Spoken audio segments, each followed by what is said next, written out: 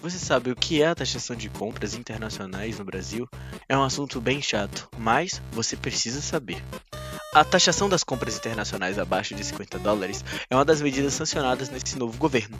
Neste vídeo, explicaremos como ela funciona, as motivações dadas pelo governo para a taxação e maneiras diferentes de lidar com as problemáticas apresentadas pelo governo. No ano de 2024, o governo sancionou a Lei 14.902 de 2024, que taxa as compras internacionais abaixo de US$ 50 em 20%. Antigamente, apenas o ICMS era cobrado, que em média era 18%, dependendo do estado.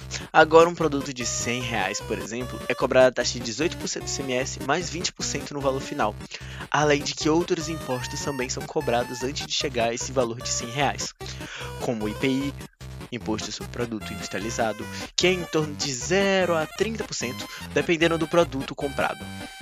Segundo Robson Barreirinhas, secretário especial da Receita Federal, a taxação tem como objetivo proteger o mercado nacional, melhorando a competitividade entre as empresas internacionais e nacionais, além de arrecadar mais impostos para o governo federal, que fechou o ano de 2023 com um déficit de 249,1 bilhões. Mas, como resolver esse problema? Para lidar com a justa competição entre o mercado nacional contra o internacional, uma redução do IPI poderia ser bem mais benéfico.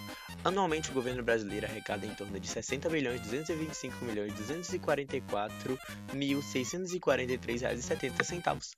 Uma redução ou até extinção desse imposto poderia resultar em produtos em até 30% mais baratos. Mas claro que não é tão simples assim. A redução desses impostos poderia causar déficit nas contas públicas. Para lidar com esse problema, daremos algumas sugestões possíveis, como o corte de super salários e benefícios dos políticos brasileiros. Atualmente, segundo os dados da União Parlamentar, o Brasil tem o segundo congresso mais caro do mundo, com um gasto anual de 4,4 bilhões de dólares. Já os senadores gastam em torno de 484 milhões de reais. Uma redução de 30% nesse super salário arrecadariam 7 bilhões 656 milhões de reais. Claro que esse número é apenas fictício, seria necessário uma análise mais aprofundada sobre os gastos individuais de cada parlamentar. Mas é definitivamente incorreto manter sendo o segundo mais caro do mundo. Países como Alemanha e França, seus parlamentares custam 6 vezes menos, tendo mais parlamentares que o Brasil, sendo que o IDH desses países é expressivamente maior.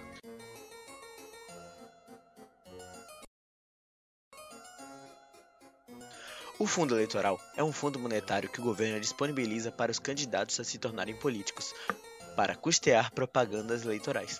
Apesar de ser um assunto polêmico e controverso, fato é que ele é bem custoso para o país. O valor atual é de 4,9 bilhões de reais, o maior valor desde a sua instituição. Ou seja, somente o fundo eleitoral representa o gasto anual de 2,45 bilhões de reais.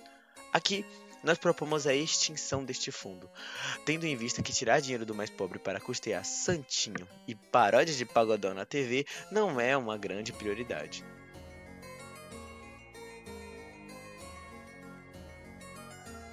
As emendas parlamentares, também conhecidas como orçamento secreto, é uma alteração proposta por deputados e senadores ao projeto de lei orçamentária anual. Existem alguns tipos de emendas parlamentares, sendo elas individuais, de bancada, de comissão e de relatoria. Atualmente, no ano de 2024, o orçamento para as emendas parlamentares foi de 49,2 bilhões de reais. Segundo especialistas, outros países desenvolvidos ou não têm emendas parlamentares, ou se tem, são montantes bem menores. Países como Itália, Portugal e Espanha, que admitem as emendas, o dispositivo não chega a 1% das despesas obrigatórias. Já no Brasil, esse valor corresponde a 24%, sem contar nos vários índices de corrupção que as emendas podem causar, pois não há necessidade de identificação do parlamentar. Aqui propomos uma redução de 50%, o que daria um valor de 24,6 bilhões de reais.